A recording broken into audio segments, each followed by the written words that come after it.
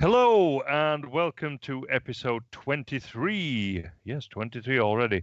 Of Mjolnir the Movies. I'm David Yorkshire, and with me as ever are Neil and James. Hello to you two. Hello. Hello. Now, this week we're going to look at Chariots of Fire, which won an award at the Academy Awards, the 54th Academy Awards, for the best screenplay, which was written by Colin Welland, a vague acquaintance of my parents, actually. But anyway, Colin Welland also he was educated at Breton College, which is where I used to go to the library at one time. Although he's from Lancashire, sadly, he's not a Yorkshireman, he's from Lancashire. But we won't hold that against him. We won't hold that against him. It's funny, actually, because he was up against some stiff competition at the 54th Academy Awards. Some of the award nominations, or all of them, I should say. We had Reds, which is a very famous film, Absence of Malice as well, Arthur, of course, the Dudley Moore film, and Atlantic City. Why do you think this won? Because there's a press Jew guy in it. Yeah. That's yeah. pretty much it. That's all I can think of. Well, it's interesting that a Jew actually introduced the award and talked about Moses and receiving the Ten Commandments and all that kind of shite. It pretty much set the tone of what was happening there. Do you think this is a philo-Semitic film? Because you may be surprised to learn that this is actually one of my favorite films. Well, I think we can maybe judge it by just what it says in the Wikipedia page. The very bottom of the first paragraph, it says Harold Abrahams, an English Jew who runs to overcome prejudice. What part in the movie did he have to suffer that? This is the problem of the film, isn't it, really? He has no oppression. He's rich. He gets the best trainer in the world. He fine wines and dines with his girlfriend. At no point in that movie does he ever suffer apart from emotionally because he can't achieve success. You see, I think that this is an accidental rightist film. Oops. Yeah. What's interesting with is the whole film shows the character of a Scot or Brit and the character of somebody inserted into British society, given every advantage and opportunity, and yet you see how one fits and behaves and one doesn't fit and behave. And I think that's very interesting. Yeah, because this is not just the story of one man, but the story of two men, isn't it? And a constant contrast between them, which is the most interesting part. Yes. And you get the casual comments and behaviour around them and the choices each make. That's right. You see, I think that this is a film that shows Eric Liddell in a superb light and Harold Abrahams in not so good a light at all, really. Yeah, I would have said that if I was him, I wouldn't be happy about this film. It might show him as technically winning the race, but he didn't look like he felt like a winner. Yeah, we better stop a little minute here and tell people what the film is all about, just for people who have never heard of this, and although everyone should have. They're probably going to be disappointed at the extreme lack of chariots on fire or otherwise. Yeah. Why do you think it's called Chariots of Fire? There's the thing. Because they knew that two men running would never get anybody in the cinema. Where does the title? Oh dear. Where does this phrase "Chariots of Fire" come from? You're going to tell us, aren't you? I did remember once, but now I can't remember, so I can't sound clever. Of course I am. Everyone should know this. William Blake. Yes. Oh, pipped. Well done. Yes, it comes from William Blake. Now, what is the thing that it's taken from by William Blake? Is it not I don't know this too well. It's the tune they sing. That's right. Actually, the hymn is called Jerusalem, but the poem is not. Actually, the poem by William Blake is the prelude to the long poem he did called Milton. And the prelude was later set to music and done as a hymn which is very strange actually because it criticizes the church, but of turning a blind eye to the mills, the cotton mills, and so on, which we talked about during our little podcast on the birth of a nation and Gone with the Wind. Yeah, because the children were working in such appalling conditions and so on. Yeah, so Chariots of Fire comes from there, but what's so special about that? It's the idea of building Jerusalem in England. Was Jerusalem builded here on England's green and pleasant land and later on among England's dark satanic mills? And of course, what you have is a Jew coming to England. And I think that the film is all about the I can't even pronounce it properly. The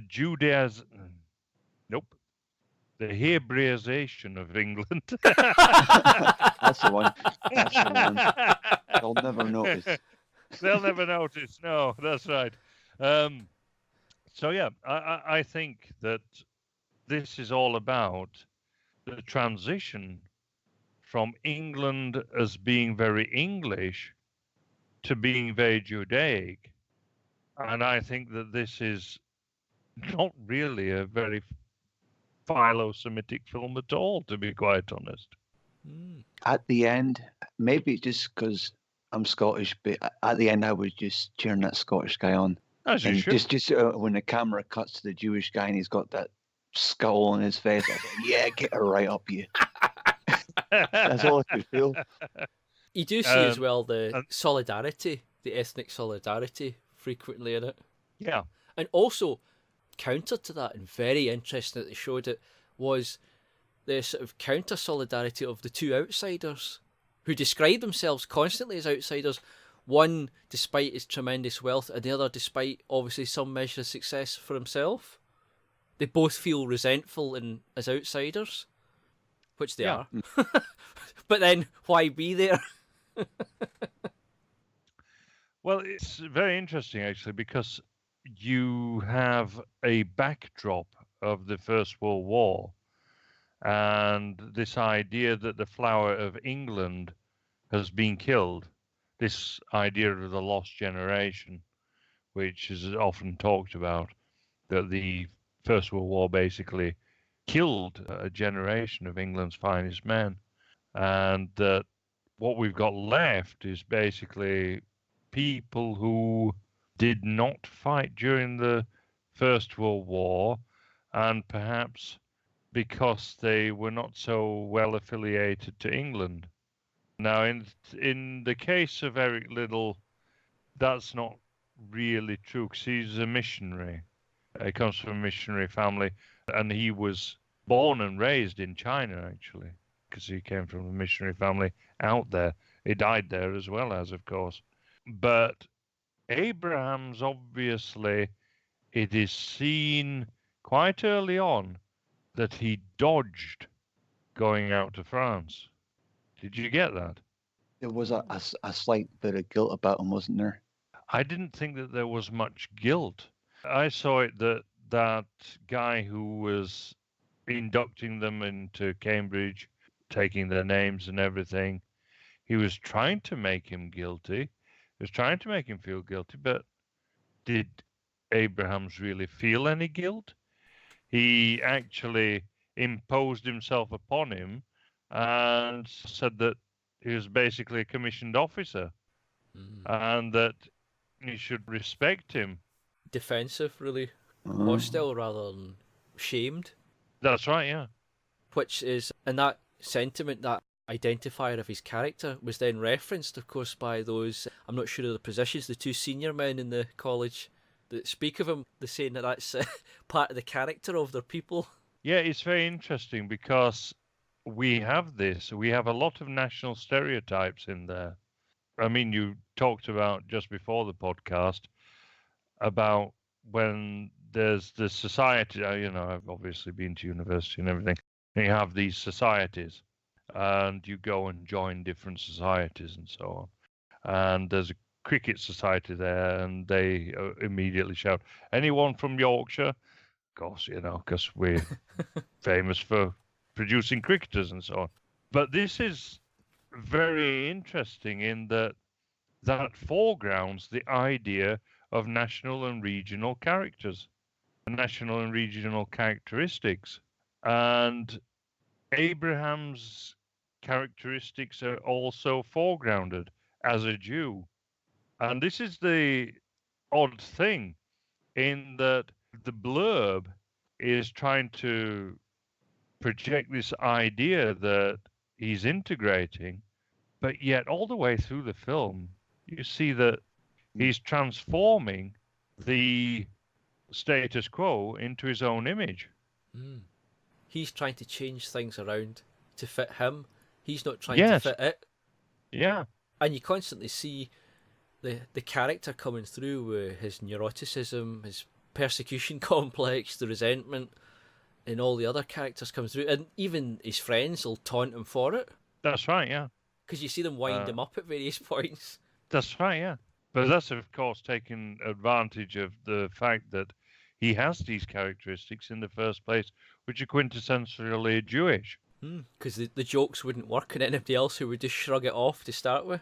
And in fact, with the other characters, and even Eric Liddell, they all have that phlegmatism that is normally associated with the English character. Have you noticed that there's that scene that kind of ties into that, something which I thought was really quite funny, but I'm not sure people would have picked up on it in the cinema back then, was when they're at the restaurant and she orders her favorite meal. And she's like a little bit of I would say a woman who was a commoner who rose up and became semi-famous or semi-well-to-do.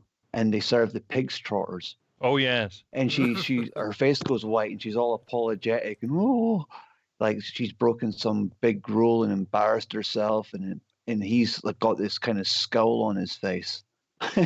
You notice that? Yes, that's right. Yeah, this is the character Sybil Gordon, who was not really Abraham's fiance in real life. A lot of things have been changed. That was a young Alice Krieger, actually, the woman who played the Borg Queen, if you remember. I thought it was her, because you can recognise her with she's got a very distinct mode of speech. Yeah, that's right. So it's quite appropriate in a way. But anyway, but yeah, it's like a crossover of like tradition, like pig's feet. Who eats that now? Sounds foul to me, but I'm sure somebody would really love that. I remember a couple of years back seeing fancy restaurants serving that up as a very high-end delicacy. As these things, that's like common people food, like that at some point. It must just be one of these things that caught on and became like famous. But this is what happens. They trawl around all the local novelty peasant food round. They do it round every country, Europe, Britain.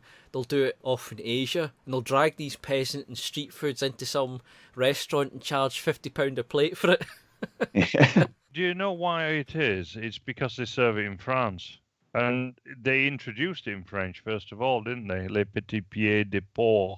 And so that's why, basically, if it's French, if you give it a French term, then people will lap it up. But it's just pig's feet at the end of the day. Yeah, that's right. I mean, my grandfather used to eat them. There's always been I don't know how that is in other countries, but certainly in Britain there's always been this unfortunate gullibility for a French or sometimes other foreign name attached to it, sometimes Spanish, and then suddenly it'll sell. The interesting thing is that she's obviously ordered this and not known what the hell it is. Yeah. But she did say it was her favourite. And surely he would have said something to her, listen, I'm Jewish, or he would have asked the waiter before he came back with it. But yet she's the one who feels guilty about it. She's the one that's got this sort of burden of guilt on her now. The thing is that Abraham's throughout the film, he does make an effort to integrate. The problem is that he can't. Yeah, well, that's the thing. That point shows if he doesn't just say, oh, yummy, and eat it, then it shows that he's not just ethnically Jewish, he's actually a practicing Jew for their beliefs and their taboos. Because otherwise, what's the problem with it? Well, he isn't actually, is he? He isn't a practicing Jew because he's a Christian, ultimately. He's buried in a Christian ceremony. At some point, he's obviously converted to Christianity, although maybe his father has before him.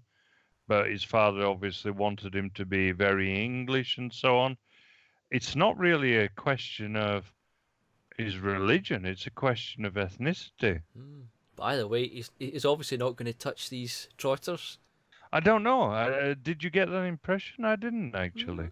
I thought that I don't think he sucked all that meat off the bones, to be honest with you. He looked pretty horrified by it. the reaction at that point, the laughter and the reaction wouldn't make any sense if he was happy to eat it.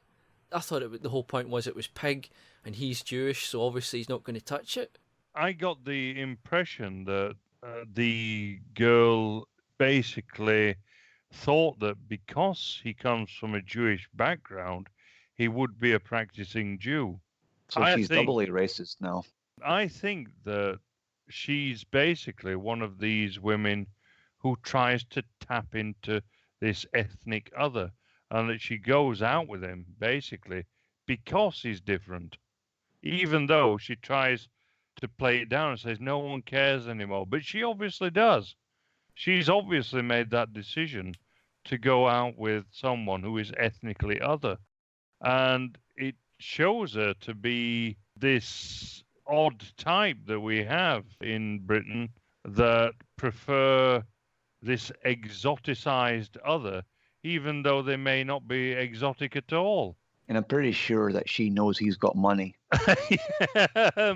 There may be that to it as well. I think that the main reason is that she thinks of him as a winner as well. Even though she plays it down again, she says that it doesn't matter if he wins or not. And she berates him, of course, when he loses and takes it extremely badly. But equally, she's first attracted to him because he's a winner. Yeah. And so again, this is a very odd kind of reaction. She's a very odd kind of woman in a way, because she's full of contradictions. She's an odd character, I suppose. I can't make my mind up about her or her motivations. No, and this is the thing. We have no idea what her background is. We have no background story. She's not really explored as a character, to be honest. But we do know that she's obviously flocked to this guy out of all of the rest of them. So remember, he went to her first. Remember, he went straight to her in the break of the performance. He says to his friend, whose name I forget, I'm going to go and speak to her. Aubrey. And he goes straight for her. And like 5 minutes later, he's got a date and he's walking back to the bar. And his friends ask him if he's asked her out. He took the initiative straight away. He didn't wait for anybody else to do it. He just went straight for it. And that shows his determination throughout the film. He's always wanted to win and be one step ahead. But he also does it by stepping over one of his friends in the process. There are those things to it. But it's also revealed that she has attended all his races. Okay, so she's been following him. She had a nephew or something that was daft about him. That's right. She says she knows this kid who's daft about him. Yeah. That's right. That's right. And so she's obviously accompanied him, but it's a bit of an excuse to see him. And so you have this sort of coming together of them. But equally, I think that just as she wants him because of his so-called exoticism, he wants her because everybody else wants her. I think, that it's this typical Jewish attitude that he wants that which everybody else wants, and he wants that, he wants to be that person who gets it. And it doesn't matter what it is, but he's got to have it because everybody else wants it. Even if it means breaking friendships, even if it means betraying people, and so on. Then you have the other character in the show whose name, I forget, the guy with the blonde hair who wins the silver medal. He comes second place. Oh, the Lord. Yeah, what's his name again? Lord somebody. And he just gives up his position to Eric. He says, you can have my spot. I've already won my medal. And he doesn't care. He's won something. That's what he's come there to do. He doesn't seek fame or glory, anything above that. And he's willing to hand over a position to win even more than that. And he just hands it over to one of his friends. That's right. This is Lord Andrew Lindsay, isn't it? Andrew The Lindsay. way it was shown with him, I think part of it, he was also so disappointed in himself at just missing it.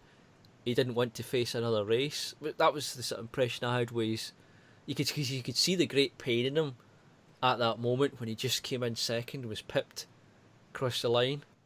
Yeah, anybody would feel like that, though. But I think when he rises above it and hands over a position for someone to have that opportunity, and Eric wins it. He wins it. He goes into an event that he wasn't even training for, and he wins it. This is something that I see throughout the film, actually, this contrast between the bourgeois Jewish attitude and the aristocratic Gentile attitude. He was happy to see somebody on our side win it that he knew could Yeah. probably win, rather than himself, who he probably had doubts in at that point, lose it. Yeah, and not just that, but it's this idea of the noblesse oblige. This idea that He said himself at one point how, he had everything he could ever want anyway. He was doing it for the challenge, I suppose. that's right, yeah. While for Liddell, it was everything. He said that was his purpose from God. He did get persuaded into doing it, though, Little, didn't he? Although running, he did say he felt God's pleasure doing it. And I did feel at points where the sister was his conscience and he probably would have been more keen to do the running without her. Yes, it's true that the sister's a bit of a pain in the ass, isn't she? Yeah, you did kind of... multiple times you felt, oh, bugger off, leave him alone. Yeah. Little, though, interestingly, he really was a great all-round athlete. He was immense. He actually played rugby on the wing for Scotland. He scored 4 tries in 7 games, with a pretty phenomenal rate. Certainly is. Yeah, and of course his rugby career was curtailed by the missionary work, and obviously he's going to the Olympics, but he was such a great all-round athlete. He really was something special. It's interesting, actually, because, I mean, the drama that is created in the film, this idea that he actually went to the Olympics and then refused to participate. Actually, it was all solved before they even went. They've got to have it right up to the last minute, of course, for the film. That's right, yeah. It's So, like it's like any magician that's going to escape from a box that's getting tipped into a bonfire or a lake or a pond or something. He's never going to say, I've got 30 seconds on the clock, and then leap out 5 seconds in. He's going to wait right up to the last second before he gets supposedly killed before he comes out. That's right, yeah. You can't do it any other way and keep the audience happy. No, that's right. So you've got things that are very artificial and artificially constructed in the film, but there is a lot of truth in it, to be quite honest. The truth of Little not wanting to sprint on Sundays, not wanting to participate in any athletic endeavor on a Sunday, that is absolutely true. Of course, he did missionary work and everything in China, which is where he died under the Japanese occupation. He is a man of belief. You have this idea that it's about belief, is this film, in a way. Because both of them, really, both Abrams and Little, have belief to a certain measure. I don't know what you guys made of that. I was just listening. Little, of course, it's his belief in God, Yahweh, it's obviously not our God, but it's this belief in the Judeo-Christian God that drives him. And it's this idea that, like George Bernard Shaw once said, even though he was an atheist, he said that one man with belief is worth 100 men without. And that is absolutely true. And both have a certain belief. Little has a spiritual belief. Abrahams has this point to prove. And he has this belief in himself in pretty much taking over British society, actually. I mean, the end, of course, is this idea that he ran us off our feet, as they say at his funeral.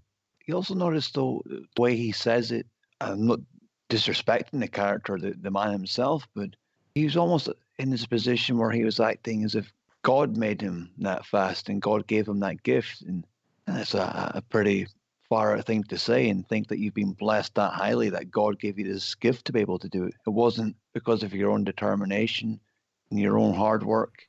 God made you that fast. You mean with Eric Liddell? Yeah, so the Jewish guy, he might be this guy who's all out for himself, but in many ways, so is Eric, because he thought he was blessed by God. He thought he was the best by God's right. Well, there's a very interesting thing that's going on in the film, and it's a pagan idea versus a Judeo-Christian idea. And there is this idea of innateness versus the idea that you have to strive to become something as well. So you have a few different things going on. You have that where Harold Abrahams talks to the hierarchy in Cambridge University, and they berate him for having a professional coach. And he says that you expect people to do things with ease, to do things like Greek gods, basically, that they were just born into it. And of course, that is the aristocratic way of looking at things. But of course, then you have the Judeo-Christian idea that men don't come from the gods, that God is separate. There is this idea that there is a paganism versus Christianity, this idea of the Greco-Roman ideal and the Judeo-Christian ideal that are at odds. Did you guys get that or not? I thought that there was something strange going on with the fact that, like I said before, he felt like he had this gift from God that made him fast, but yet he thought himself important enough not to do the training session, the qualification round on the Sunday, because it was against God's will. So he was backhandedly saying that anybody who did do that was obviously going against God's will. I think he had like a lot of pretentiousness about him in that regard. If you're used to some of the Christian, especially how strict he was in his particular sect, that's actually all within their logic consistent. They would say that whatever gift they have is from their God, and they would say going against any of their interpretation of the written rules is taboo, extremely so. So it's not his arrogance, it's more what he believes is obedience. You've got to look at it from his point of view. From our point of view, it's baffling, but from his point of view, it makes sense. Yeah, this is the problem with it, and why I'm quite struggling with it, actually, because it doesn't make sense to our view of things. You see, what makes sense to me are the people at Cambridge University. This idea that you have to have an amateurism. You see, when I played rugby, and I first started at the rugby club, it was all amateur, and you had to sign this declaration that you had never played professional rugby league. And that was to keep things within the spirit of the amateur game. It was this idea of professionalism sort of corrupts in a way. And you have this idea in Chariots of Fire, actually, in that you have this Musabini, what's he called? Musabini? Musabini. Yeah. And he's someone from outside. He's half Italian, half Arabic. And he's coming in as a professional coach. The old notions of national identity and national borders being eroded away through mercantilism, basically. Don't forget that Harold Abraham's father is a Jewish financier. He's of that ilk, although he's not a financier himself. I think he lends money. didn't they? Isn't that the line they use? He lends people money. Who does? The two teachers in the university, the two, assuming headmasters, when they're speaking about what his father does, one of them says to the other, he lends people money, or he's a money lender. Yeah, he's a financier. That's what they say, yeah, that he's a financier. Of course, they look down on that, as they should do, because they have an aristocratic idea, not just of sport, but of life. And the idea that Cambridge University should instill that in people. And I think that that's a very good idea. It's interesting, actually, that one of the reasons when the Germans took over France during the Second World War, rugby league was stamped out was because of its professionalism. Albert Speer, his favorite sport was actually rugby union. He stamped rugby league out because of its professionalism. This, unfortunately, after the Second World War, meant that rugby in Germany died out. But anyway, but yeah, there is a certain truth and a certain goodness to this aristocratic idea that sport should remain amateur. Well, that was the whole corruption, I think, of the Olympics. Because now I don't have any real interest in it because it just feels like it's money getting thrown at something instead of it being what it used to be. Because it used to be people with ordinary jobs that were rising up in something. No, celebrities. Yeah, but now you've got these people, yeah, exactly, they're just celebrities. All they do is this one thing, and they get money thrown at them like nobody's business. Yeah. Well, I remember a local lad in the, I think it was the 1992 Olympics, and he was called Peter Elliott, and he ran the 1500 meters, and he got a bronze. He was a very good runner. At that time, there were a lot of good 1500 meter runners, and he won bronze at the Olympics, and he was the local milkman. How things have changed. Yeah, how things have changed. Yeah, and it used to be the same with football. In this country, football players, your local big teams, like, well, in Scotland, Rangers and Celtic, but whatever team was the big team in the area, they would have people working in the local factories and workshops and whatever else. Yeah. And then they would play football. That's right. And it also meant that people would feel more invested in the team, at least, because it literally was local, ordinary folk playing. Mm. One of these guys in the team, there's a good chance you'd know him because he worked either at your place or round the corner. Yeah, so what I see in this film is that Harold Abrahams was one of the people who changed things to a business ethic.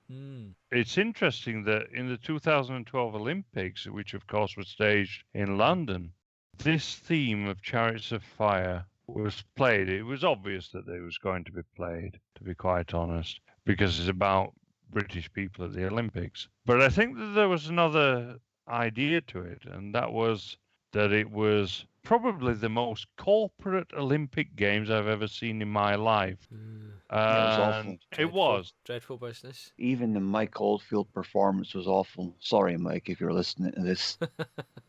Yeah, but that was, what did you do that for? I know. I was ashamed of Oldfield. I was ashamed of the games itself. The whole bizarre theatre performances with weird symbols and nonsense. Danny Boyle directed it, didn't he? That guy who made that movie about zombies. Was that the one who done it? Was it? Danny Boyle? No, Trainspotting. Oh, the guy yeah, who wrote right. Trainspotting, yeah. Was it? Yeah, he directed it, apparently. Oh, it was rubbish. Absolute rubbish. And then, of course, there was the security, which everybody's sort of forgotten about now. The fact that we needed a level of security probably not seen outside of Area 51 in Guantanamo Bay. Yeah. I mean, it was insane. Remember there was blocks of flats getting cleared and there's like snipers on roofs. That's right, and anti-aircraft stuff put up. It was absolutely bonkers. Yeah. Well, it's interesting that we got a lot of public taxes for private interests. Again. Let's not forget, people would go to the Olympics because they were interested in it. In the London Olympics, they actually had ordered soldiers and things to go to fill out the seats, remember? Oh, yeah. Absolutely. Oh, it's terrible. Everybody forgot about that one as well. I mean, that just shows you how things have sunk. But then again, back then there was a hell of a lot less events because they put on events people were interested in. But now they add in yet more events. And if you can't fill any more than the people participating, maybe they shouldn't hold it in a stadium at all. I'm going to try to bring in ferret racing for the next one, I think. Why not? Yeah, I mean, it really has just become a business, and this is the problem of it. And as I say, this is the story of that happening, actually, Even in a way, because Harold Abrahams, who became one of the big cheeses in the British Olympic Committee. Even the sports, I don't know what you'd call sports ministers and the various commissioners for the British Olympic efforts, they actually were talking about, quite happily and gleefully, as if it was all great, how they directed certain funds into certain areas to get the most medals per dollar, so that you would get a lot of people practicing bikes because they reckon there's a lot of events with bikes and they could get a lot of medals at that. And it's so mercantile, profit return. Look at it. They're not saying, oh, look, we've got some good people in this event. Let's get that lad in because he's done a really good time that compares well with other countries. It's investing at certain points for a return so many years later. It's just meaningless, though, to the average person, that kind of thinking. But that's just like as if they're playing the stock market. That's exactly what it is. It's all about business now. It's not about sport. And people get gifts as well of decisions, like in the sports where there are judges' decisions and everything. Everything is fixed. Like Anthony Joshua, I remember, the heavyweight boxer, or super heavyweight as he was at amateur. He got a gift decision over the Italian Roberto Camarelli, as I remember. I think it was Camarelli, if I remember rightly.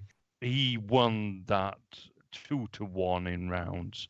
Absolutely. Not only that, but Joshua should have lost earlier in the competition against a Cuban. And he was given 2 gift decisions, not just 1, but 2.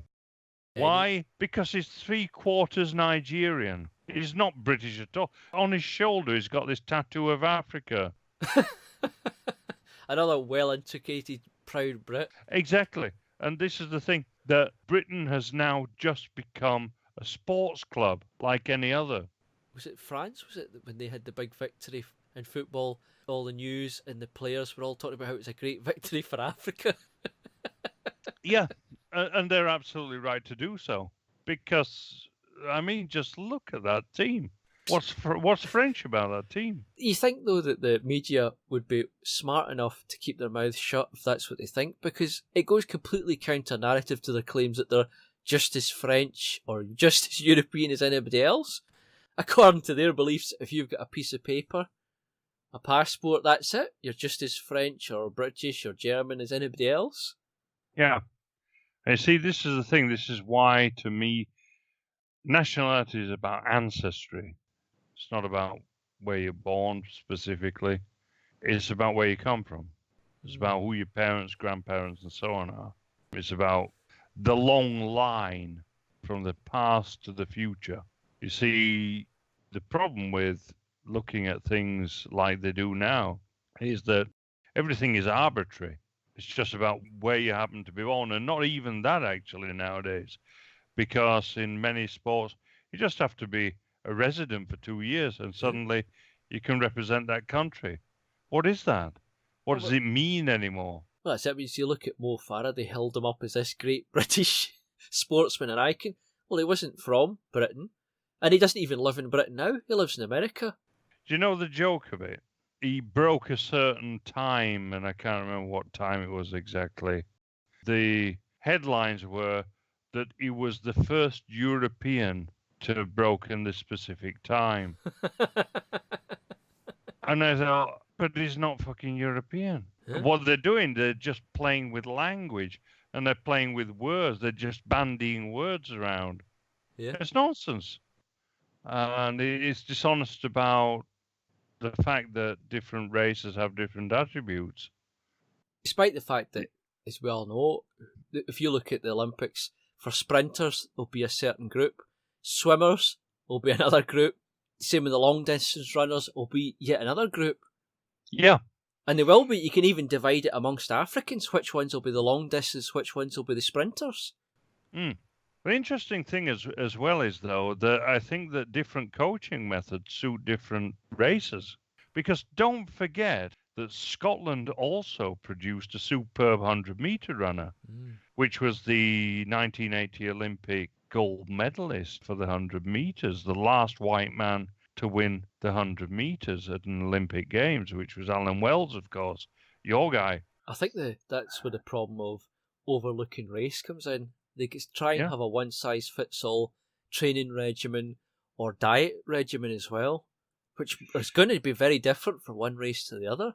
Not just that, but the maturity as well. The Africans mature far more quickly than Europeans because, and this is going to be extremely racist, Europeans have more advanced brains and therefore we mature more slowly. Yeah. I know this is shocking. Shocking.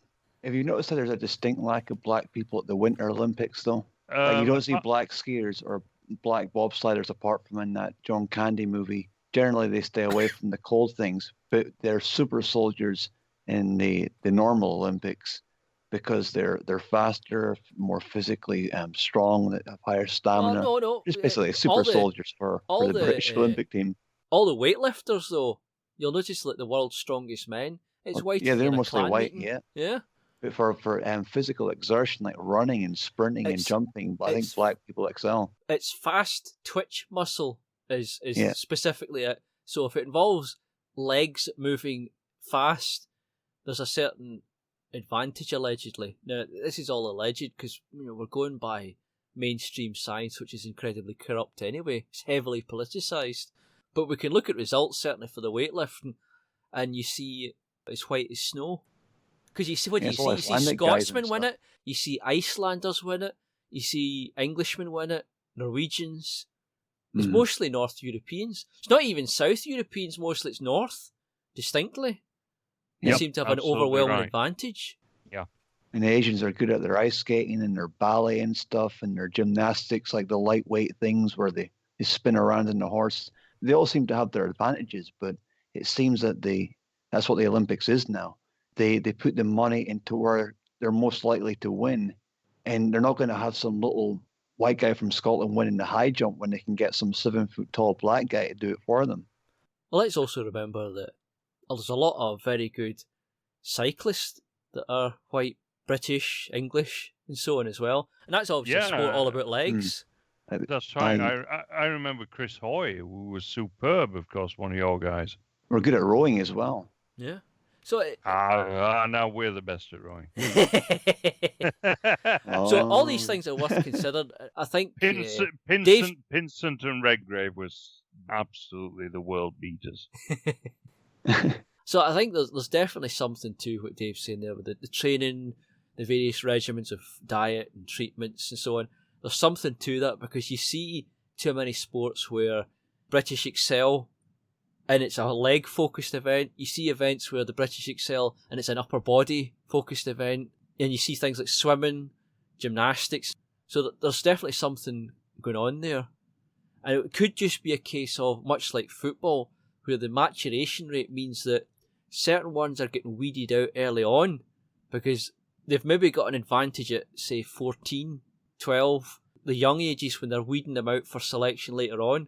And that filters up to later on. So when it gets to 18, you might be on a par or excel.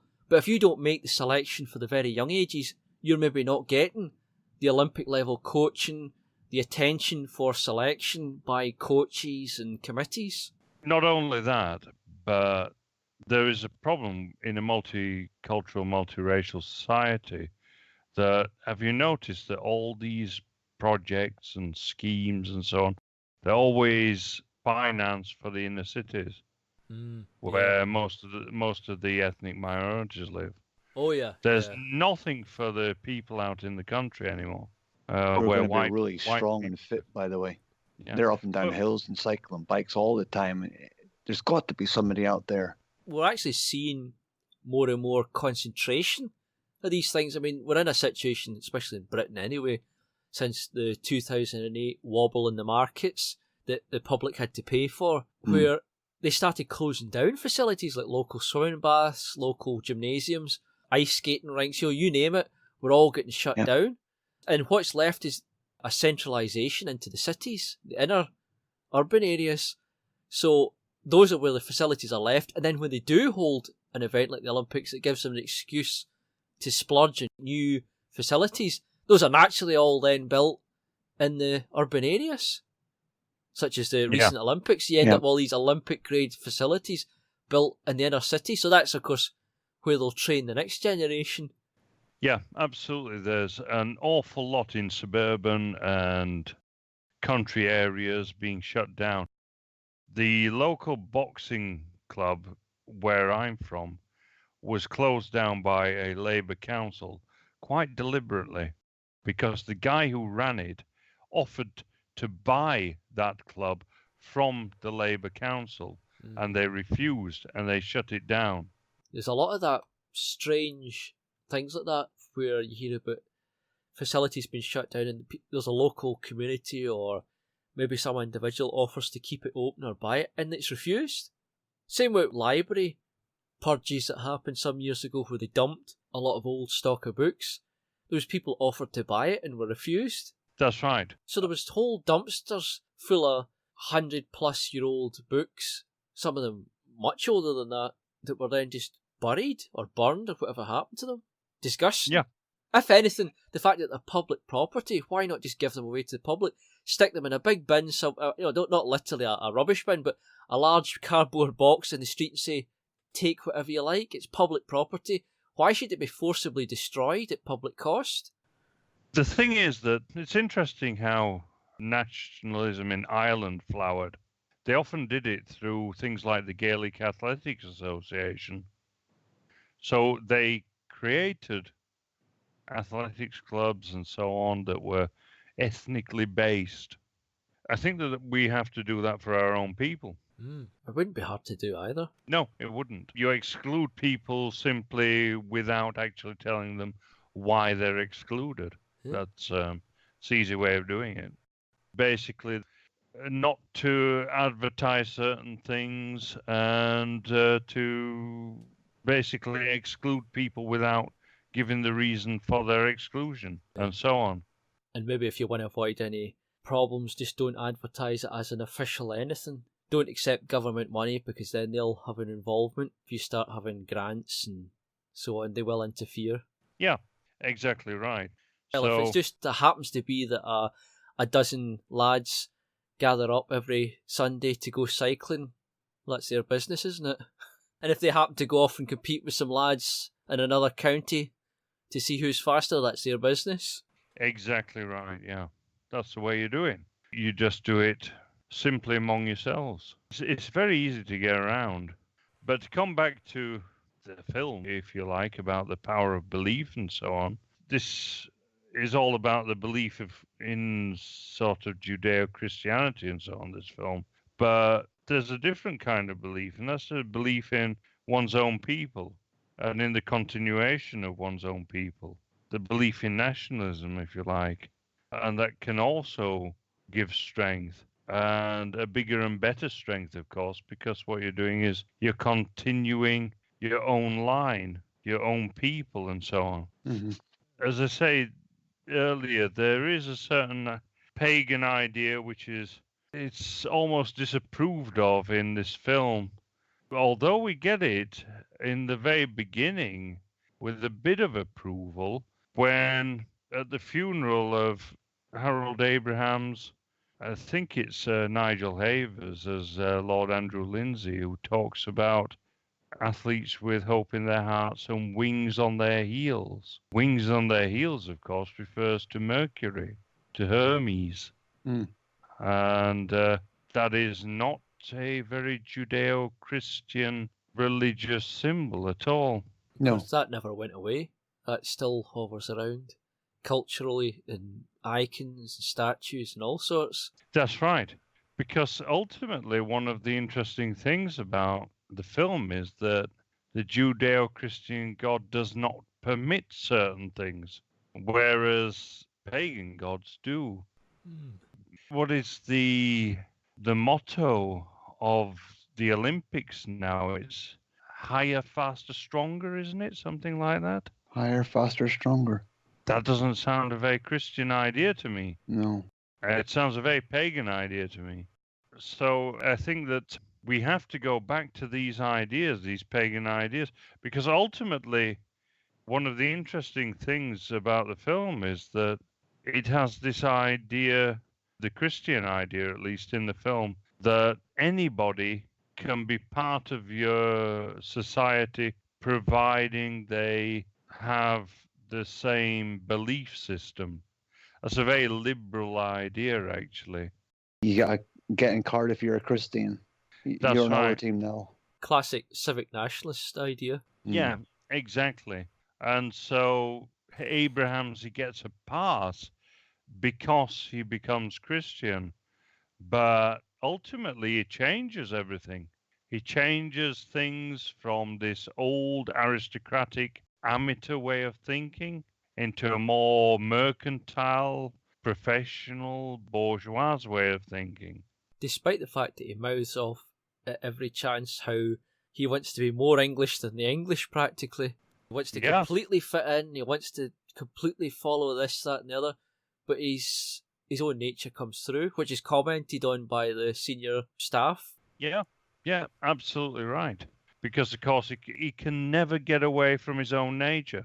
None of us can. We are who we are, basically.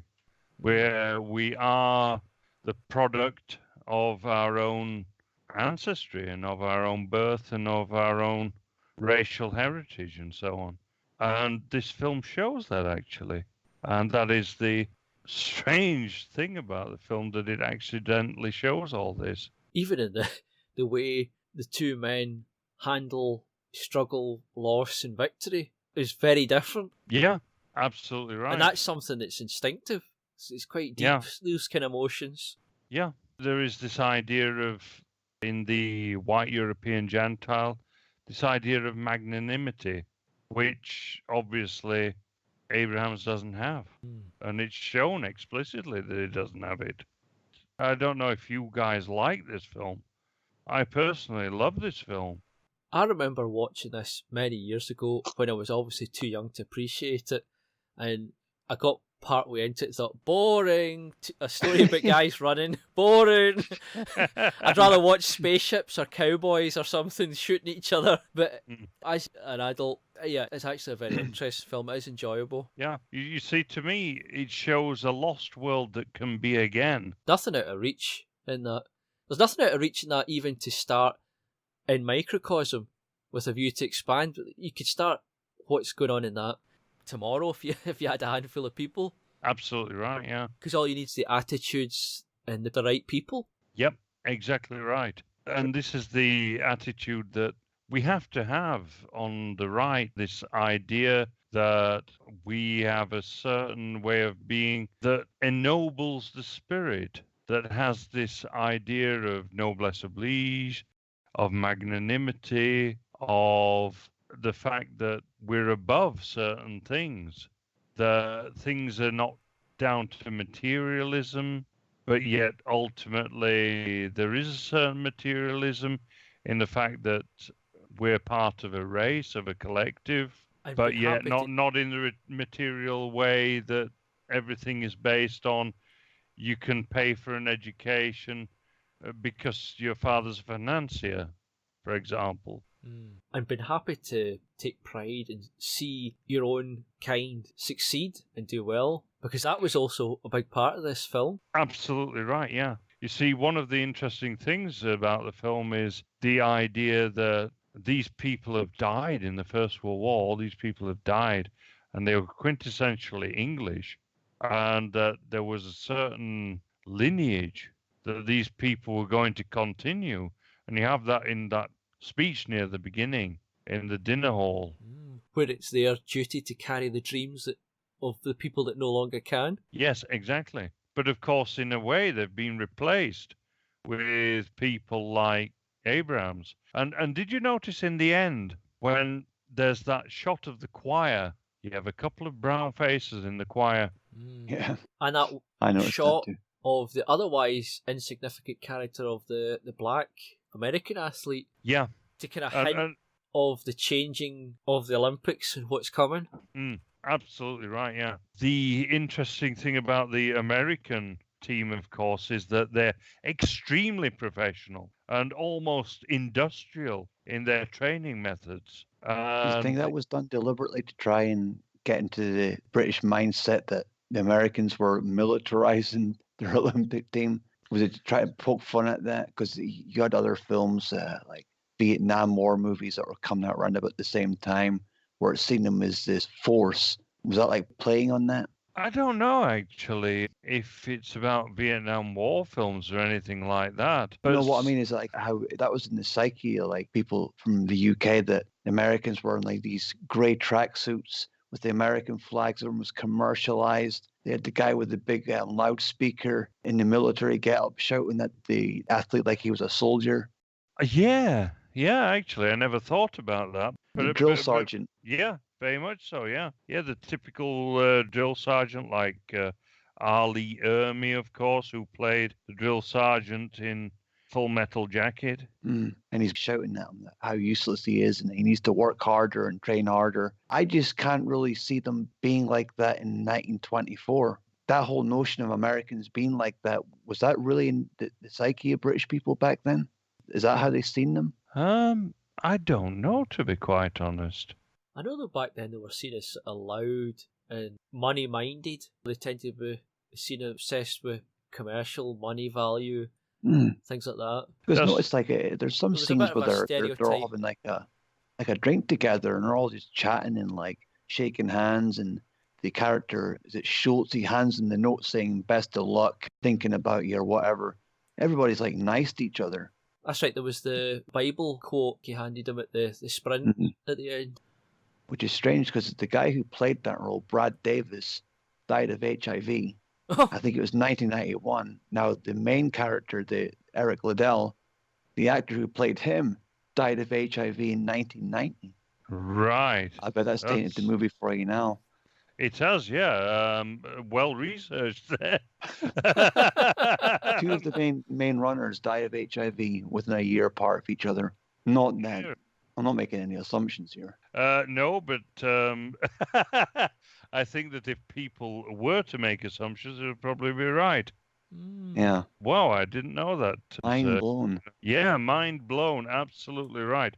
Although, I don't know. There have been rumors of homosexuality in the acting community before. I don't know how true this is. Never. I said it now. Surely not. I don't know. As I say, there have been rumors, but I'm sure they're all unsubstantiated. Oh, of course. Absolutely. Just coincidental that two of them die of HIV. But yeah, the stereotype of the American, I mean, even back then you had it in the likes of P.G. Wodehouse and so on. It's brash, loud, and so on.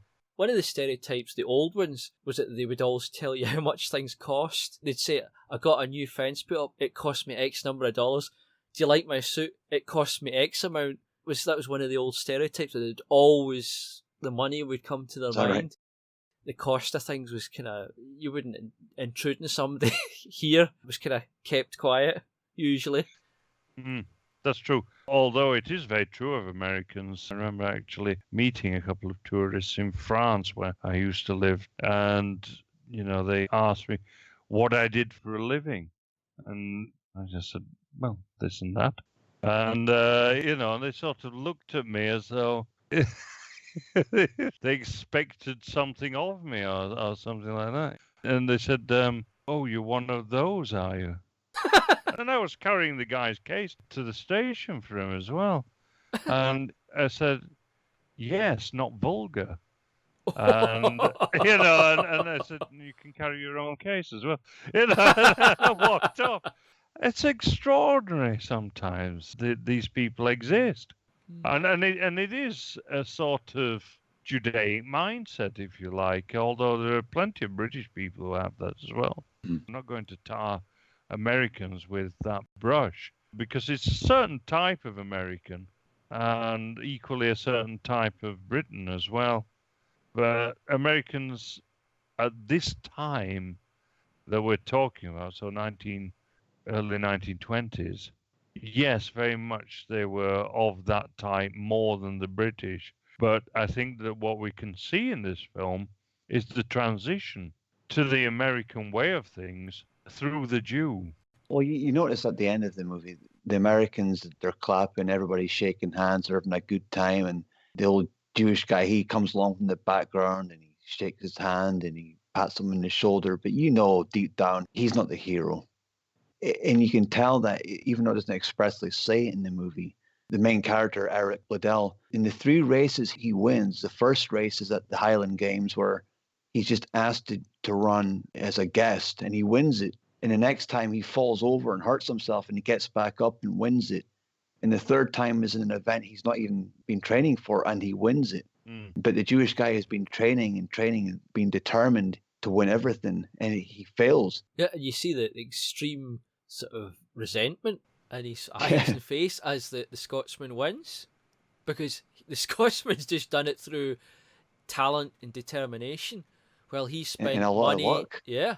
And he spent, okay, there was a lot of work as well, but he spent all the money he could on the best trainer, all this time, and he got all this expert, this and that.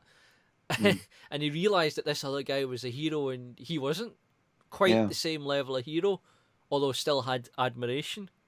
And still had the little gold, that massive gold medal. They were real gold back then. Yeah, that's what. They were, yeah. Yeah. He got his gold in the end then. And that's all that matters to him. Yeah.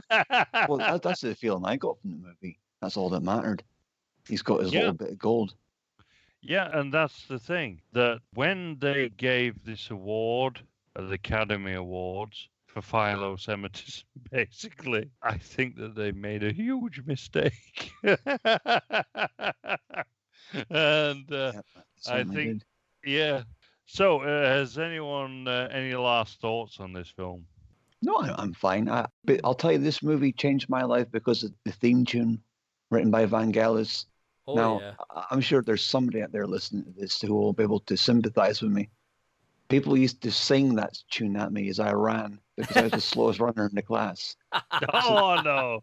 So that film just brought back all these horrible memories of running slow, but it made me determined. When I was like the slowest person in the class, it made me determined to give up running and start playing the guitar instead. So yeah, thank you, Chariots of Fire. You found a talent. Yep. Although it was an interesting choice to have the electronic music for a film set in that time, when you could have picked period music instead. That might have been the obvious choice. Now, did you notice that when it comes to the British athletes, you have more of the piano music, and when it comes to the American athletes, you have more of the electronic modern music. Did you notice that? No, I didn't pick up on that. Well spotted. Listen to the training music for the American athletes. It's really sort of vigorous and hyper modern and so on.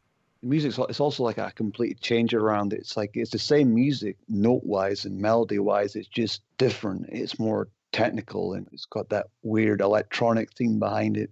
But even when the band's playing at the start of the Olympics, that's actually a Vangelis tune that you hear in an electronic form earlier on in the movie. Ah. I think it's called Shades of Green or Memories of Green. Quite cunning. It's a beautiful soundtrack, actually. Yeah. And it was when Vangelis was at the top of his game, really. He was doing a lot with John Anderson at this time, of course. Right. And fair play to him. And Blade Runner as well.